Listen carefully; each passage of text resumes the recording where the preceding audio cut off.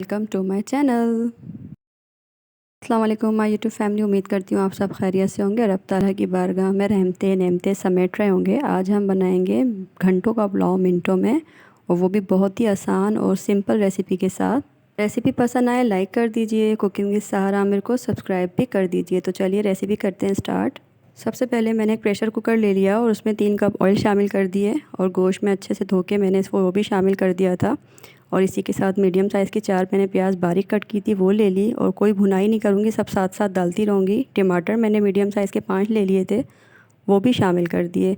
तेज़पत्ता, खड़े मसाले, salt to test, धनिया, पुदीना, हरी मिर्चें, लहसुन, अदरक, ये मैंने सब बारीक चॉप किया था, ये शामिल कर दिया।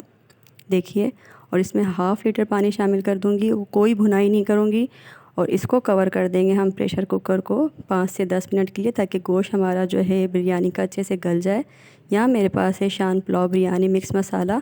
जब मेरी यखनी तैयार हो गई थी, अच्छा सा गोश्त मेरा गल चुका था, तो मैंने हाफ़ लीटर पानी शामिल करके उसमें शान पैकेट डाल दिया था।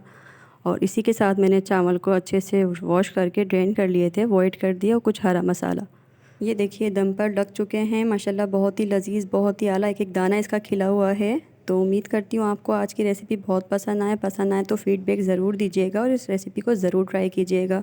तो मिलते हैं नेक्स्ट रेसिपी के साथ, मुझे दीजिए इजाज़त, अल्लाह हाफ़िज़।